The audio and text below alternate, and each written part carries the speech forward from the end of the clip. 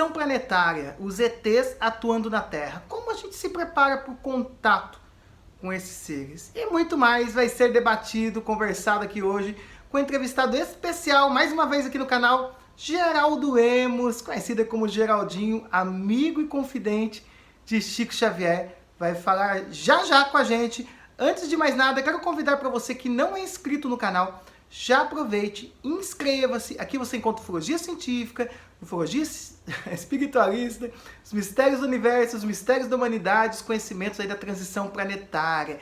Então olha que quanta coisa a gente conversa aqui no nosso canal.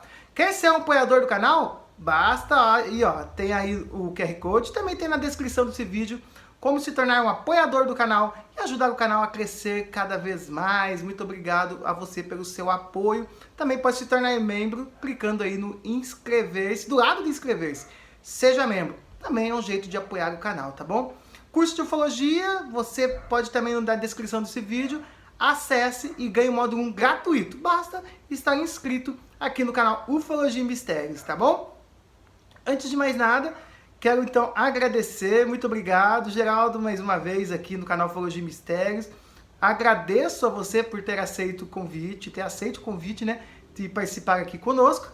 E fico muito agradecido por estar aqui debatendo esse assunto tão legal, falando um pouco de transição planetária e, é claro, do inesquecível aí, Chico Xavier. Muito agradecido, viu? Seja bem-vindo.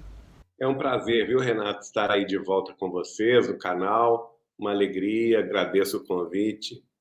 Bom, Chico Xavier é uma pessoa ímpar, né? Completamente fora da caixa assim, da nossa regularidade. Então, eu só tenho a agradecer a Deus essa oportunidade que ele me deu de conhecê-lo em 1981 e depois de partilhar da intimidade dele durante vários anos, né? Então, eu só posso dizer que ele era totalmente uma pessoa assim com reações, ensinamentos, testemunhos muito surpreendentes e inesperados. Ele sempre nos surpreendia, tanto do lado da sua bondade, quanto também do lado da sua sabedoria. Era um homem, e a gente acredita, continua sendo, claro, um homem extraordinário e um sábio na Terra. Legal! E como foi, entrando dentro do tema, então, relacionado ao povo de Capela, quem foi o povo de Capela, que é conhecido também como os exilados de Capela, né? Você poderia falar um pouco pra gente, por favor? Nós vamos ver que um dos livros de Chico Xavier, que é o livro A Caminho da Luz, ele foi publicado em 1939. O Chico recebeu esse livro entre 17 de agosto e 21 de setembro de 1938. E ele se divide em 25 capítulos, falando sobre a história da Terra desde a sua formação. A partir do terceiro capítulo, que se chama As Raças Adâmicas, ele vai falar sobre o degredo de Capela. Quem seriam, então, essas raças adâmicas, né? Aí ele fala que há vários milênios, um dos planetas do sistema estelar de Capela, que guardava muitas afinidades com o globo terrestre, e aqui o Chico, fazendo uma parte, o Chico Xavier vai me explicar qual que é essa afinidade, porque, segundo o Chico Xavier, esse planeta também é dirigido por Jesus de Nazaré. Então, Emmanuel prossegue dizendo que, há milhares de anos, esse planeta havia atingido um ponto máximo de um de seus extraordinários ciclos evolutivos. E lá haviam alguns milhões de espíritos rebeldes, né, que dificultavam o progresso daquele povo que havia atingido uma evolução de mais bondade e mais virtude. O Chico vai me dizer que a última fase dessa transição planetária de lá de Capela, não a nossa, né, de lá, ocorreu 7.000 anos atrás, 5.000 anos antes de Cristo, quando eles, infelizmente, caíram pela guerra nuclear. Então, os espíritos rebeldes, a que Emmanuel fez referência, são justamente esses que causaram a guerra nuclear e foram expulsos da Terra. Aliás, foram expulsos de Capela para a Terra. Daí, nós termos nas nossas sagradas escrituras, como, por exemplo, o Gênesis de Moisés, essa figura de linguagem, né, que Adão e Eva, tentados pela maçã que oferecida pela serpente, né, do pecado, haviam sido expulsos do paraíso, é o paraíso perdido. Então, nós entendemos que, assim como os seres humanos evoluem, também as coletividades, os planetas, passam por períodos evolutivos. E seus habitantes, que não acompanham essa evolução, são transferidos do planeta de origem para um planeta que mais se lhes afiniza com o modo de ser e de agir. Neste caso, Capela estava ascendendo no rol dos mundos para ser um mundo em regeneração, e aqueles espíritos que causaram a guerra lá foram degradados para a Terra, que era um planeta primitivo, não é? Uma vez que essa característica do povo que criou ou que se entregou a uma guerra nuclear lá mostrava a sua primitividade sentimental e espiritual. E Emmanuel vai dizer que há muitos milênios, portanto, esse planeta tinha atingido um alto grau de evolução científica e tecnológica, mas que grande parte, ou uma certa parte da sua população, não conseguiu acompanhar esse processo evolutivo. E aí ele vai falar que Jesus vai recebê-los aqui na Terra, né? Na luz do seu reino de amor e de justiça, acolhendo aqueles seres degradados, sofredores e infelizes, e oferecendo a eles a sua palavra sábia e compassiva, exortando-os, assim, à edificação de uma nova oportunidade de crescimento moral, no cumprimento de sagrados compromissos e sagrados deveres de aperfeiçoamento, que seria esse esforço regenerador deles aqui na Terra, num campo imenso de luta que haveria de se desdobrar por milhares de anos, não é? E, embora naturalmente tristes e acabrunhados pelo degredo, as suas lágrimas foram acolhidas por Jesus, que prometeu também colaborar com eles diretamente, inclusive prometendo a eles que ele, Jesus, viria também para lembrá-los do compromisso.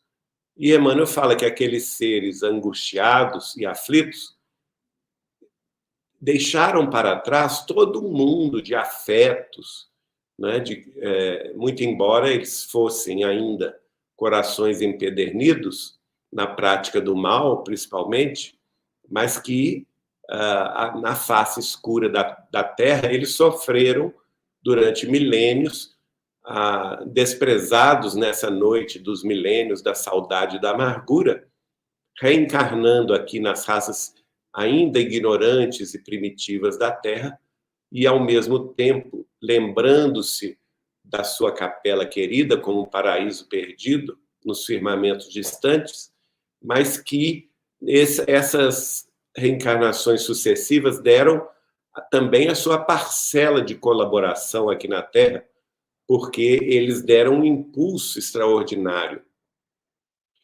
Eles vinham de um mundo já bem mais avançado, que tinham noções de ciência, de tecnologia, até mesmo de espiritualidade muito mais avançado do que a Terra, e que, ao virem para cá, acabaram se unindo por afinidades específicas, linguísticas e culturais que haviam em Capela, e vão formar aqui na Terra 4 grandes grupos, não é?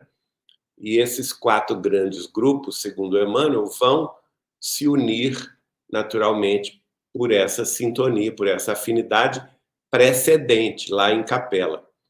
É por isso que nós vamos ver, por exemplo, a chegada separadamente, em épocas distintas, do primeiro grupo, que é o grupo dos Árias, a partir do Monte Pamir, no centro da Ásia, onde hoje existe um país chamado Turcomenistão, e toda aqueles países vizinhos ali, bem perto ali do Himalaia, eles começaram a encarnar nas proximidades dos rios Sirdária e Amirdária, que são rios provenientes do degelo dos Himalaias, e em seguida o povo hindu, que passou a encarnar no subcontinente indiano, notadamente em torno do rio Indus, criando a primeira civilização Harappan.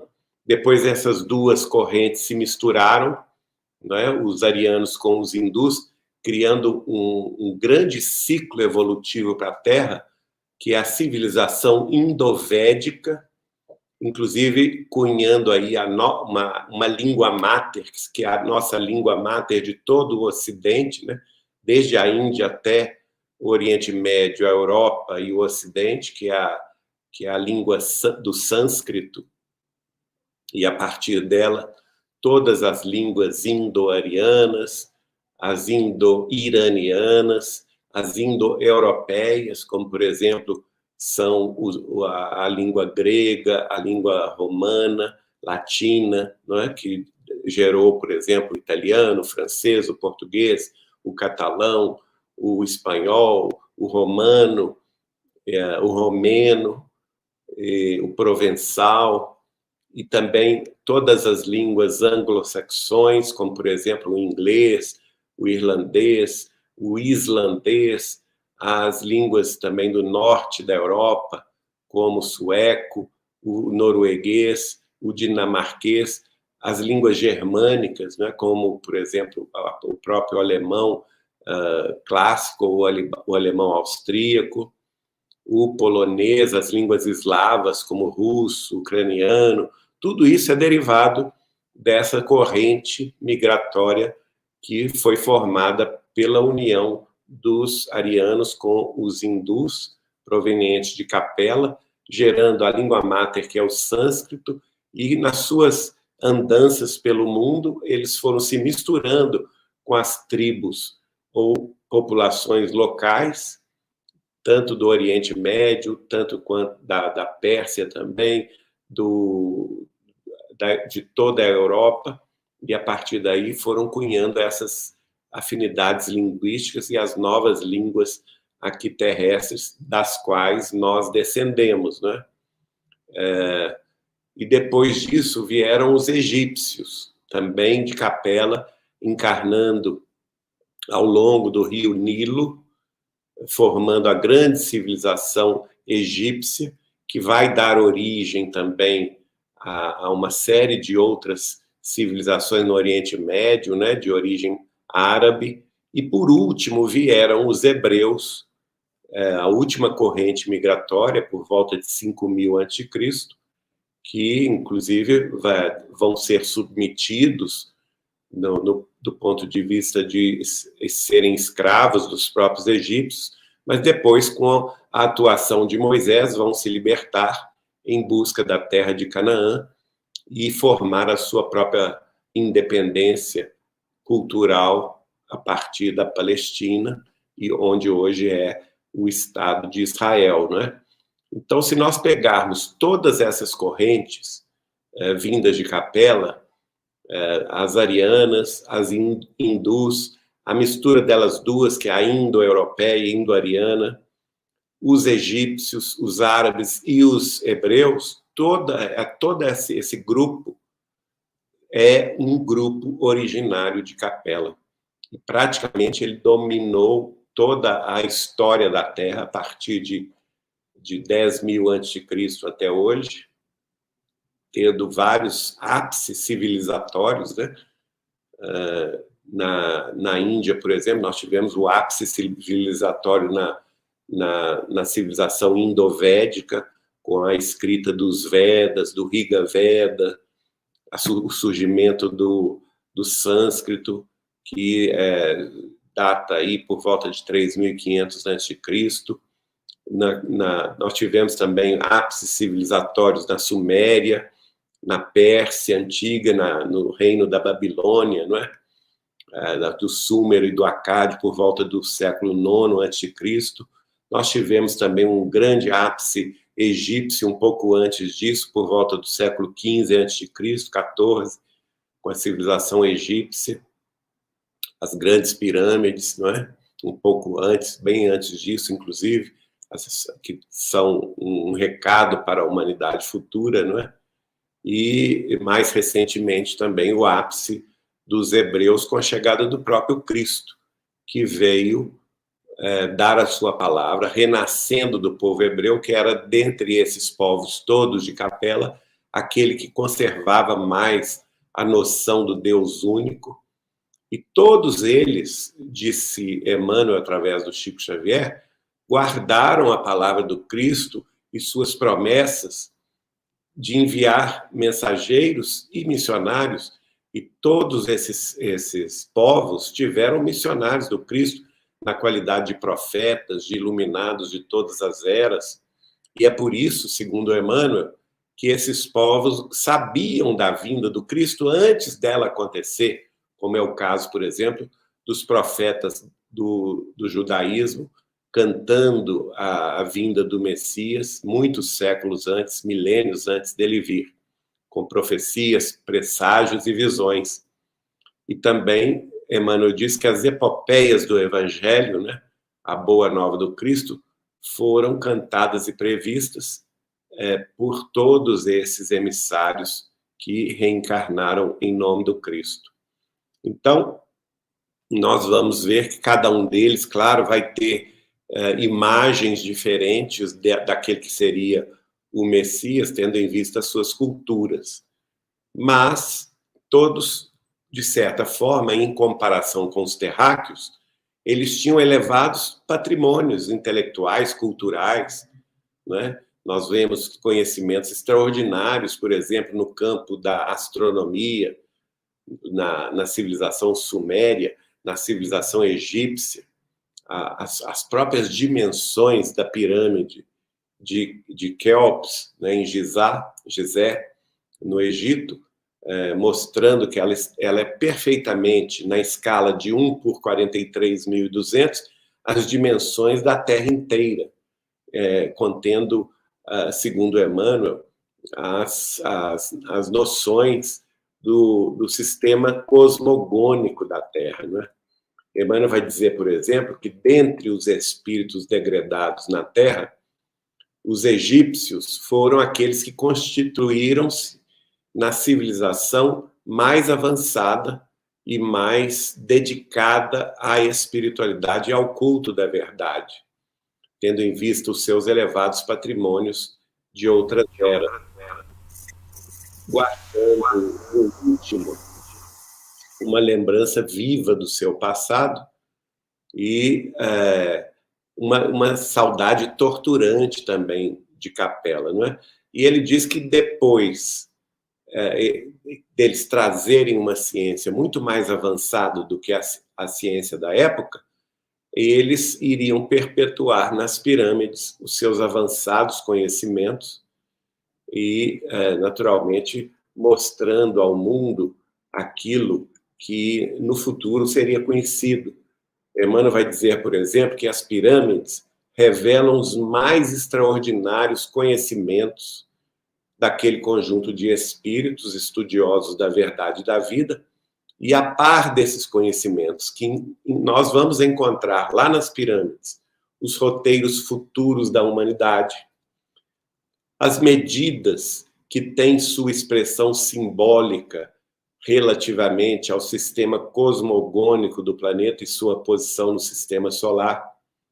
Ali também está, segundo Emmanuel, o meridiano ideal que atravessa mais continentes e menos oceanos e através do qual se pode calcular a extensão das terras habitáveis pelo homem a distância aproximada entre o Sol e a Terra e a longitude percorrida pelo globo terrestre ao longo de sua órbita no espaço de um dia. Também lá estão previstos com exatidão a precessão dos equinócios, que é esse movimento que a Terra faz a cada 25.920 anos, em 12 ciclos de 2.160 anos, bem como, disse Emmanuel através do Chico, muitas outras conquistas científicas que somente agora, no século XX e XXI, a humanidade vai se consolidando neste conhecimento através da moderna astronomia. Então, assim, só para me entender, então indo nessa linha de raciocínio, então não foram extraterrestres que construíram as pirâmides, teria sido o povo capelino, e eles teriam tido ajuda de seres extraterrestres? Como que poderia ter sido isso, então? Não, eles eram espíritos mais avançados. Então, eles tinham conhecimentos científicos, mas eles encarnaram na Terra, compreende? Não fizeram isso de... Talvez, até eu acredito, que eles possam ter tido ajuda da civilização de Capela, mas eu creio que, como eles tinham conhecimentos bem mais avançados do que os terrestres, eles já dominavam certas técnicas que nos desafiam até hoje, né? Até hoje seria quase que impossível para nós construirmos as pirâmides com aqueles blocos de granito maciço, alguns pesando 6,5 mil toneladas, né? São 20 mil toneladas, coisas muito pesadas, e eles todos são justapostos. Parece que no total são 6,5 milhões de toneladas, uma das pirâmides apenas. E apesar de todos esses milênios, ela ainda está praticamente intacta, no sentido da sua orientação. E uma coisa muito curiosa, né? Por exemplo, ela foi construída no paralelo 30, que é exatamente a distância de 1/3 entre 2/3 em relação ao Equador e 1/3 em relação ao Polo Norte. Olha que interessante. E outra coisa interessante, que ela fica no paralelo 29,9792458. Se a gente multiplicar esse número por 10.000, é a velocidade da luz, 299.792,458 metros por segundo. Então, quilômetros por segundo, desculpa. Então, é muito interessante isso. Não pode ser acaso, não é? Eles estavam realmente dando uma notícia para o futuro. Note bem, o degredo da Terra, o Chico Xavier disse a várias pessoas, inclusive eu, que começou o degredo da Terra na Segunda Grande Guerra Mundial. E para uma amiga nossa comum, que é sobrinha de Eurípides Barçanufo, residente, ela já desencarnou, mas ela era residente na cidade de Sacramento, a dona Igorina Cunha, ela me contou esse relato, o próprio Chico me confirmou esse relato, e o César Carneiro de Souza, que é um biógrafo de Chico Xavier de Uberaba, incluiu no livro dele Ensinamentos de Chico Xavier, mostrando o seguinte, que ele foi visitá-la na cidade de Sacramento e pernoitou lá no colégio Allan Kardec, que ela dirigia. Durante a noite, o Chico ficou acordado e durante o café da manhã falou com a Igorina, que ele tinha passado a noite ouvindo o lamento dos degredados da Terra. Inclusive perguntou a ela se ela não tinha ouvido, ela falou que ela não tinha essa mediunidade.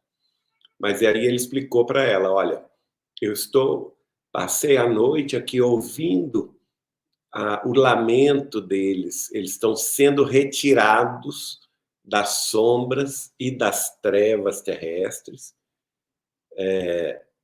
por naves extraterrestres, né? Eles chegam às naves, tiram esses espíritos de lá, colocam nessas naves, e essas naves vão para a Lua. E lá na Lua existe uma penitenciária espiritual, onde eles são presos, esperando o novo transporte, que é uma outra nave que vai levá-los para o planeta primitivo chamado Quiron, né? Para mim, ele vai dar mais detalhes sobre Quiron. Ele vai me dizer que é um planeta muito semelhante à Terra, no sentido físico, que tem água, temperatura e pressão muito semelhantes à Terra, tem mares como nós temos, rios como nós temos, água líquida, tem florestas e animais e de terra firme como nós temos da Terra, mas com duas grandes diferenças. Ele, segundo o Chico, é muito maior do que a Terra, num outro sistema estelar, é também dirigido por Jesus, mas está num estágio de vida humanoide ainda primitiva. Ainda lá a civilização de Quiron ainda está vivendo a época das cavernas. Então os degredados da Terra que estão sendo levados para lá há quase 100 anos, né, desde a Segunda Guerra Mundial, eu acredito até que a primeira também, né, que foi devastadora. Então já tem aí 100 anos desse degredo. Eles vão se ambientar lá e começar a reencarnar lá para evoluir em Quiron, darem aquele salto quântico, né, na evolução da civilização quironiana.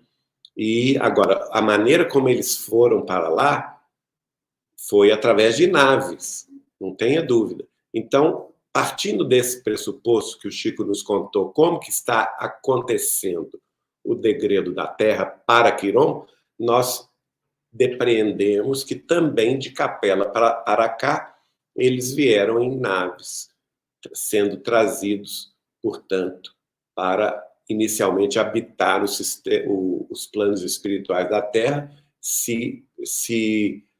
vamos dizer assim, ambientarem aos fluidos materiais da Terra para aos poucos começarem a reencarnar. Uma vez eu estava assistindo uma entrevista, eu com a minha namorada, e ouvimos você falando a respeito, que já conhecia o Chico, foi lá no Planeta Capela. Queria entender um pouco essa história aí para compartilhar aqui com o pessoal que é inscrito aqui no canal Ufologia e Mistérios. Poderia falar um pouco sobre essa história que eu achei muito interessante?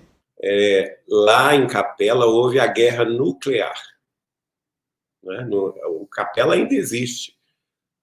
Teve a guerra nuclear há 7.000 anos atrás, e eu me recordei desse momento através de sonho. Eu vi a destruição da nossa cidade, onde nós habitávamos, e eu acordei empapado de suor, chorando com esse choque, né? E fui ao Chico Xavier. E quando cheguei lá, ele já estava me esperando, parece que ele sabia que eu já tinha visto esse passado, e aí ele pediu licença a outras pessoas para ficar sozinho comigo, e me pediu que contasse a ele todo o sonho. Eu contei, e ele então confirmou: não, Geraldinho, isso que você viu não foi na Terra. O que você viu aconteceu 7.000 anos atrás, 5.000 antes de Cristo. Na verdade, você viu o revide, não é? A nossa nação havia atacado a nação concorrente, e essas bombas atômicas que você viu foi o revide da outra nação, e todos nós desencarnamos, coletivamente falando, e por causa disso, da guerra nuclear que foi provocada em Capela, nós fomos degradados de lá para cá. E isso ocorreu há 7.000 anos atrás. Agora, o planeta Capela não acabou, não. Ele continuou, se recuperou. Hoje é um planeta regenerado, né? Chico Xavier, conforme eu já vi você falando em outras entrevistas, Chico Xavier lembrava-se de várias outras vidas, né? Ele chegou a falar para você alguma outra vida, sem relacionar a capela aqui agora, alguma outra vida, algum outro mundo que ele tenha vivido e falou sobre esse mundo para você? Como que era a vida lá? Ele chegou a dizer que até onde ele se lembrava de 40 mil anos atrás. Então, veja bem, é muito antigo, né? Eu creio que provavelmente um planeta que gira em torno da estrela de Sírius, né, que é a estrela mais brilhante da nossa Via Láctea, e que hoje é um planeta feliz. Eu creio que o Chico Xavier veio de lá. E o Emmanuel, que é o guia espiritual dele, vai escrever sobre esse planeta na abertura do livro Renúncia, que ele escreveu pela psicografia do Chico, se não me engano, em 1947. E lá ele fala, inclusive, sobre Sírios, né? A evolução de Sírios, que é uma coisa extraordinária. Hoje em dia, então, tem vindo seres extraterrestres aqui para o planeta Terra, então. Pelo que nós vemos, temos acompanhado, até mesmo eu vejo que em centros espíritas, hoje em dia, tem um trabalho muito legal com seres extraterrestres também, e está cada vez mais aceito isso também, né, na sociedade. E poderia falar para a gente um pouco, e também, o que é esse trabalho? Qual o trabalho que esses seres extraterrestres fazem com os seres humanos, juntamente, trabalhando em conjunto? Bom, no programa Pinga Fogo da TV Tupi de São Paulo, há 51 anos atrás, em duas ocasiões, no ano de 1971, o Chico vai dizer que nós iríamos finalmente compreender que não somos o único mundo criado por Deus, que fazemos parte de uma família universal, não é? Então, o Chico, inclusive, fala do contato com as civilizações extraterrestres que nós teríamos a partir do momento em que nós construíssemos a nossa base permanente na Lua. Inclusive, ele antecipa-se cientificamente à própria ciência terrestre, porque ele diz, nessa ocasião, e há vários vídeos aí desse programa na internet, no nosso portal, no YouTube da TV Saber Espiritismo, vocês encontram, no Meta Facebook também, do portal Saber Espiritismo, o Grupo Espírita Saber Amar, da Casa de Chico Xavier de Pedro Leopoldo, e do Saber Espiritismo também vocês encontram esses vídeos, o Chico dizendo isso, que a humanidade encontraria na Lua água no solo lunar, matéria plástica, oxigênio, azoto e vidro para construir as cidades que ele chamou cidades de vidro ou cidades estufa, para pesquisas científicas de grande relevância para a humanidade, que talvez, inclusive, nos dariam a questão da autossuficiência em muitos minerais e muitas descobertas científicas, talvez no campo da saúde, não é? E que, a partir daí, do estabelecimento dessa base permanente na Lua, as civilizações extraterrestres iriam se apresentar, inclusive civilizações até de outras galáxias. Vejam bem, o Chico fala até de outras galáxias. Então, nós estamos aí diante do limiar dessa nova era, uma era extraordinária, em que o próprio Chico diz que nós estamos no limiar de tempos novos em que a ciência descortinará para nós todos um campo imenso, um futuro imenso diante do universo. Então, é como se nós estivéssemos na madrugada desse novo dia que vai raiar muito em breve, provavelmente até meados deste século. Nesse programa, ele vai precisar a data de 2057 como o ponto inicial da regeneração planetária, né? Que a Terra deixará de ser um mundo de expiação e de provas e assumirá o seu posto no concerto dos planetas universais como planeta em regeneração.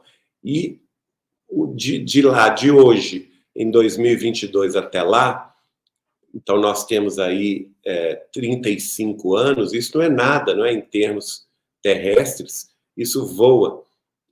Mas o que ele dá a entender é que a ciência, nesse período de 35 anos, a ciência terrestre, vai evoluir tão rapidamente que vai provar certos postulados inquestionáveis, por exemplo, da doutrina dos espíritos, como, por exemplo, a existência de vida além túmulo, a existência de vida extraterrestre, a mediunidade, a comunicação quântica, né, através da qual nós nos comunicamos pelo pensamento com todos os seres do universo, e também a questão da reencarnação, do controle dos nossos genes para o benefício da saúde, os domínios também do nosso psique, do nosso psiquismo, que deverão ser devidamente conhecidos e ampliados pelas ciências psíquicas terrestres. Então, nós estamos diante de uma nova era extraordinária de conquistas, e é claro que as civilizações extraterrestres, elas têm colaborado com os cientistas terrestres, com os artistas, aqueles que mais dedicados à harmonia, não é, à música erudita, tentando imprimir na Terra umas vibrações mais elevadas, e também é claro que eles colaboram no sentido da espiritualidade, né, infundindo nas culturas humanas esse gosto pela espiritualidade. Lembrando que a transição planetária é uma mudança de paradigma. O paradigma atual, que está ruindo, que vai acabar, é o paradigma do materialismo, não é?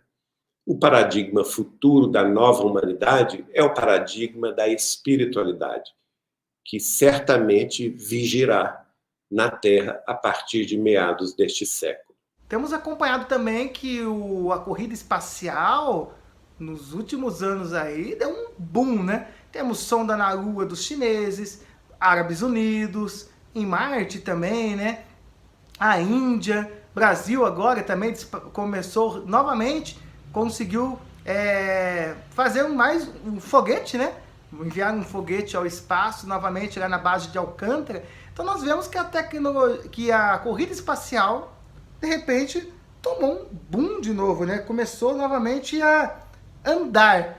Como que você acha que vai acontecer esse contato oficial com esses seres extraterrestres? Você acha que esse contato oficial pode começar ali na Lua? Existe a ufologia, que completou já 75 anos este ano, no dia 25 de junho, né?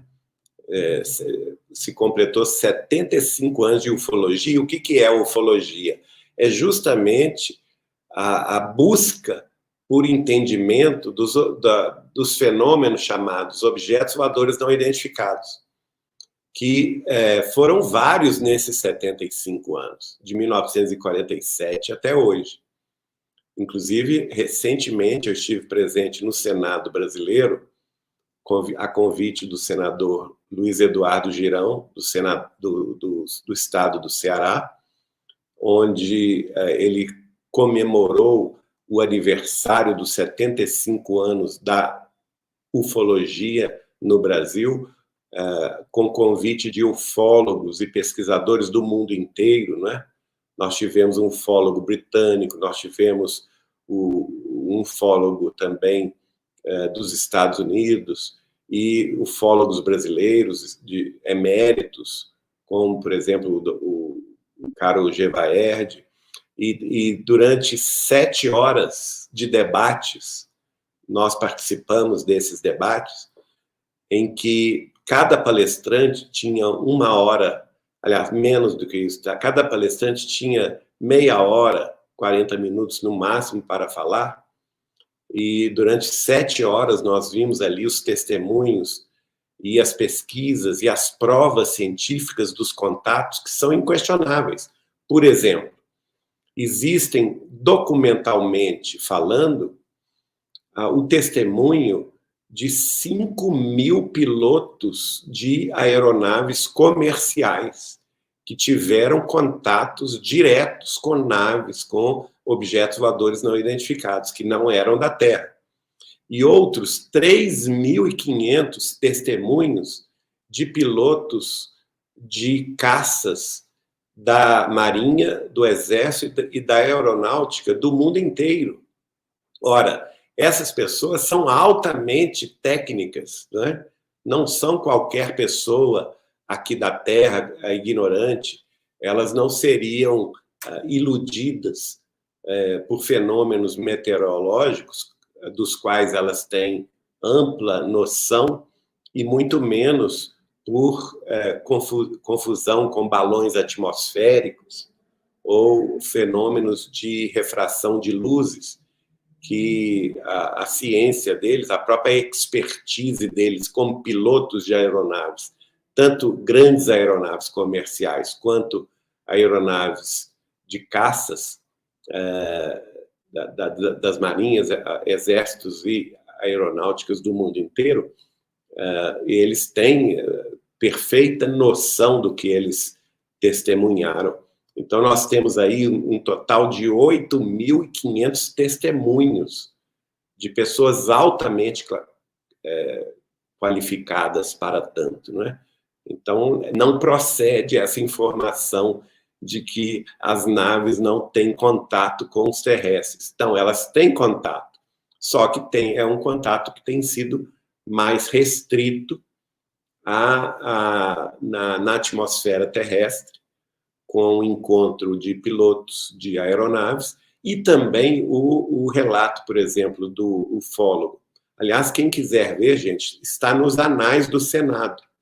Se não me engano, foi dia 24 de junho deste ano. Então, tem lá 7 horas. Vocês podem assistir lá 7 horas de apresentações. O norte-americano, inclusive, que é o senhor Edgar Salas, ele era chefe, ele chamava-se, o cargo dele na aeronáutica americana era de Minuteman. Ele chefiava uma base de mísseis termonucleares no estado de Montana, que é a maior base de mísseis dos Estados Unidos, né, com 49 ogivas termonucleares, e ele testemunhou, junto com toda a base, né, não somente ele, mas toda a base, por diversas ocasiões, as naves extraterrestres chegando e desligando todas as ogivas termonucleares. E ele dá esse testemunho, né, como oficial de alta patente do Exército norte-americano. Aliás, acho que ele é da Aeronáutica. E, inclusive, dizendo o seguinte, que o cargo dele era de Minuteman, ou seja, ele tinha a responsabilidade, caso o presidente dos Estados Unidos declarasse guerra nuclear a uma outra nação, seria a responsabilidade de apertar a chave, de virar a chave, não é, do código da guerra nuclear, seria dele. Então, veja, é uma pessoa de alta patente, alta responsabilidade, e que no Senado brasileiro deu o seu testemunho inquestionável a respeito da aproximação dessas inteligências e civilizações extraterrestres, de certa forma, dando um recado muito claro para a humanidade, não é? Não entrem na conflagração nuclear, porque nós não vamos aceitá-la. Ah, bem lembrado, Geraldinho. Isso que o Geraldinho comentou aí, a respeito do Senado, que no ano que passou, em 2022, né, foi feito aí um evento em comemoração aos 75 anos da ufologia. O Senado foram aí, né, mais de 5 horas, 7 horas de evento, igual o Geraldo comentou aí, falando de ufologia, dos discos voadores, vida extraterrestre, e recebendo os ufólogos também, né? Então quero deixar claro para vocês que eu vou deixar depois no final, nas miniaturas desse vídeo, vou deixar para você assistir todinho, quem quiser assistir, mas eu já adianto, é muito legal. Tem nomes como Jackson Camargo, Thiago Tiquete, Gevaer, da revista UFO também, participa. Geraldo Lemos também, né? O Geraldo Lemos que participou, achei muito bacana ter participado a respeito disso e ter falado sobre ufologia espiritualista. Isso foi um marco realmente, sabe? E eu queria complementar, Geraldo, eu vi que quando você entrou para falar de ufologia espiritualista, né? Eu estava acompanhando no chat o tempo todo, ali ao vivo, fiquei o tempo todo no chat, e eu percebi que senti uma certa relutância. Tem gente que continua falando, já vai misturar espiritualidade com ufologia científica, com ciência. Você acha ainda que tem essa relutância mesmo em relação à ufologia espiritualista?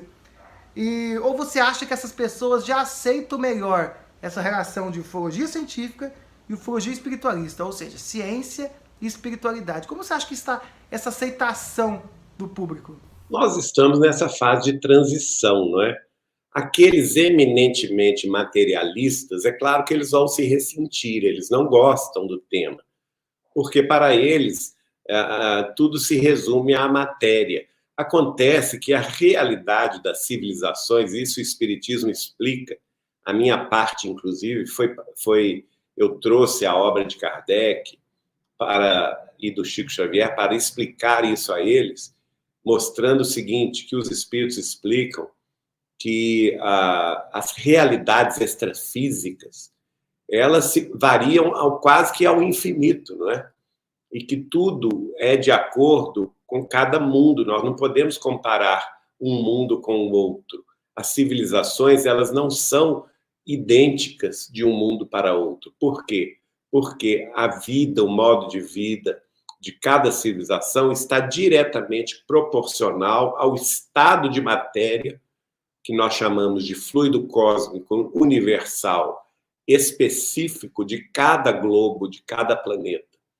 Então, é por isso que a vida na Terra difere, por exemplo, da vida em Marte, difere da vida em Saturno, difere da vida em Júpiter, e assim sucessivamente, porque são planetas distintos, com matérias em estado de temperatura, de pressão, mesmo de organização diferentes. Nós temos, por exemplo, planetas mais rochosos, como a Terra, e temos gigantes gasosos, como Saturno, Urano, Netuno e Júpiter.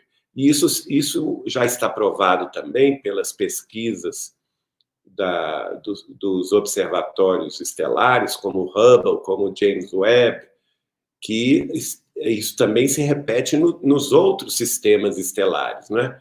Com a descoberta desses outros exoplanetas, ou planetas que orbitam outras estrelas, que não o Sol, e que também eles têm, cada dia, descoberto planetas nos mais inusitados, nas mais inusitadas formas e organizações materiais.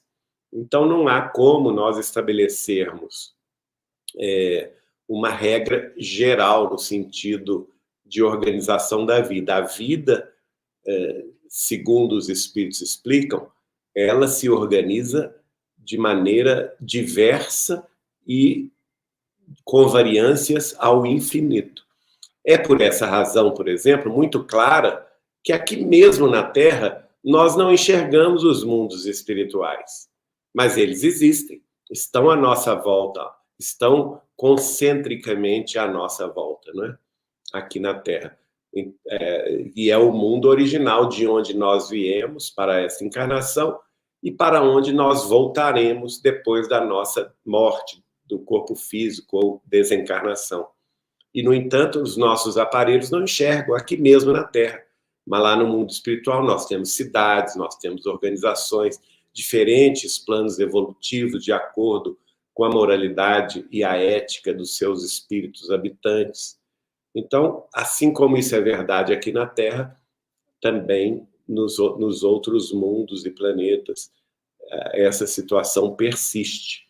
E o que vai acontecer nessa transição é que a ciência cada vez mais vai deixando o materialismo de lado e vai assumindo nas suas próprias descobertas, né, de planos paralelos de vida, de realidades distintas, existenciais distintas, ela vai assumindo a realidade da espiritualidade como um fator científico e, consequentemente, cultural.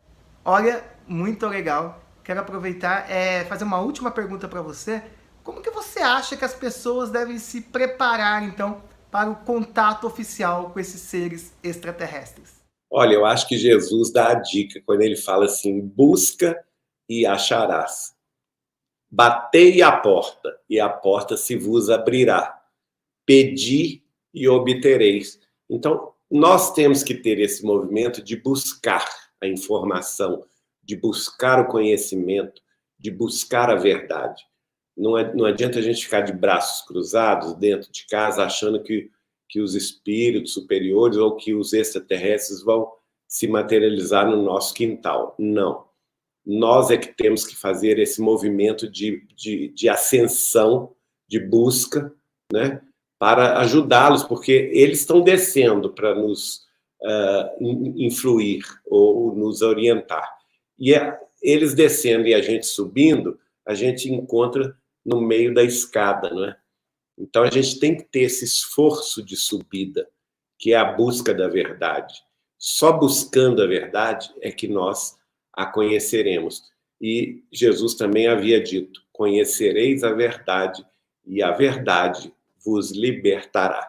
Olha, Geraldo, muito obrigado por ter aceito mais uma vez o convite de estar participando aqui no canal Ufologia e Mistérios. Fico muito feliz pela sua participação e tenho certeza que foi muito esclarecedor para todos aí. A gente nem vê o tempo passar, né? E eu quero agradecer mais uma vez e fique à vontade para as considerações finais. Tá bom, muito obrigado, viu, Renato? É uma grande alegria participar do seu canal, o Ufologia e Mistérios. E deixo aqui o meu abraço a todos que nos ouviram e nos assistiram, convidando-os, para quem se interessar a respeito do Espiritismo Cristão, que nos siga no YouTube da TV Saber Espiritismo, muito esclarecedoras, de pessoas que conviveram e foram amigas, ou então que foram influenciadas pela vida e pela obra de Chico Xavier. Todos estão convidados a participar conosco. Sejam bem-vindos e até lá. E você que assistiu, gostou da entrevista aí com o Geraldo Lemos, amigo aí, foi um grande amigo aí de Chico Xavier, sempre nos conta fatos muito interessantes, muito legais, e compartilhou mais uma vez conosco. Fiquei muito feliz por ter aceito mais uma vez o convite. Você que está assistindo, o que você acha? Você está preparado para o contato? E como que você acha? Vou deixar essa mesma pergunta que eu deixei para o Geraldinho na última, foi a última pergunta, eu deixo para você. Como que você acha que devemos fazer para nos preparar para o contato oficial com seres extraterrestres? Deixa nos comentários e pode deixar no chat aqui, tá bom? Aqui também, tá bom? Muito obrigado a todos, gratidão, não vai embora sem se inscrever no canal, ativar o sininho e fique por dentro sempre que estrear um vídeo novo no canal Ufologia e Mistérios, tá bom? E no canal Mundo de Regeneração. Na descrição desse vídeo tem como você ser um apoiador, tem como fazer o curso de ufologia e como seguir todas as nossas redes sociais. Muito obrigado a todos, gratidão e, como dizia Buzz Lightyear, ao infinito e além, e até o próximo vídeo. Os extraterrestres já estão entre nós.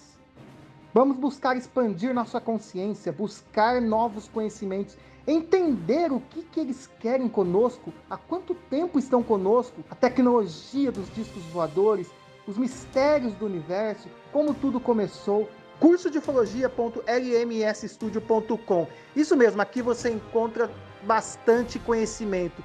Cursos, mini cursos, palestras, tudo isso num só lugar, no curso de ufologia. Vamos ampliar ainda mais o nosso conhecimento. Prepare-se para o novo mundo. Esteja preparado. E você encontra tudo isso num só lugar. Aproveite. Canal Ufologia e Mistérios com o ufólogo Renato Mota, lançando a plataforma Curso de Ufologia Online. Curso de ufologia.lmsstudio.com. Navegue, conheça os nossos cursos, mini cursos, palestras e esteja preparado para o contato com os extraterrestres. Faça seu cadastro gratuitamente. É muito simples. Com o e-mail, você cria uma senha e automaticamente já tem acesso à plataforma na área do aluno. E pode adquirir os nossos cursos a preços especiais. Então aproveite! cursodifologia.lmsstudio.com. Embarque em nossa espaçonave de conhecimento.